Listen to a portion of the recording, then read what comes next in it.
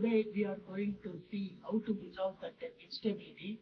Actually, issue is that due to that vendor profile for increasing power limit and frequency and voltage curve without using Intel default setting, the processor is going to restart or processor is going to instability.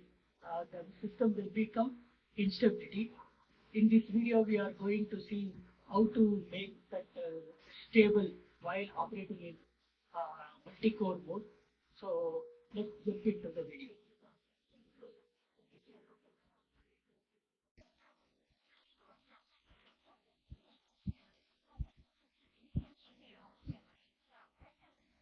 Hi, when you are facing a stability issue on Core i9 13th and 14th generation, you need to select the default profile. I can show you how to do. Just go here. Here, from here, you need to go to AIT card.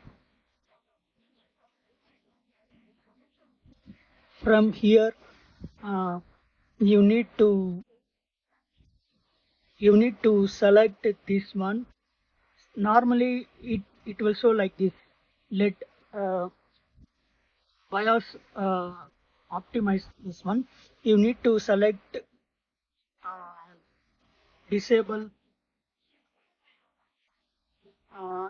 It will show like this. Auto of BIOS optimization. You need to select disable, enable all limit, because this one will be default. You see, it will be Intel default turbo core ratio setting.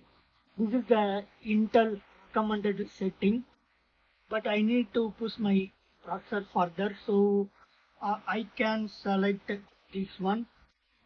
Other thing, you need to do this one. So to go down, I don't need to do anything.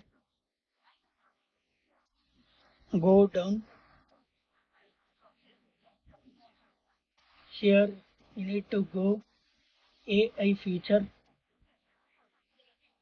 Sometimes non-access coolers will also create a problem. So you need to select user specify, and you need to select this value 130. Uh, it will stabilize the issue. Then you need to click and save and reset. So I have not done anything, just I need to discard my change. You need to save. After changing this, you need to save and reset. It will stabilize your uh,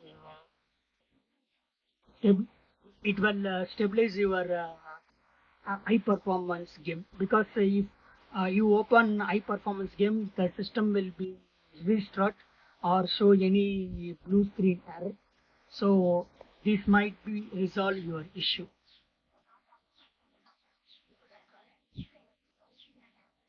Thanks for watching my video. Please subscribe.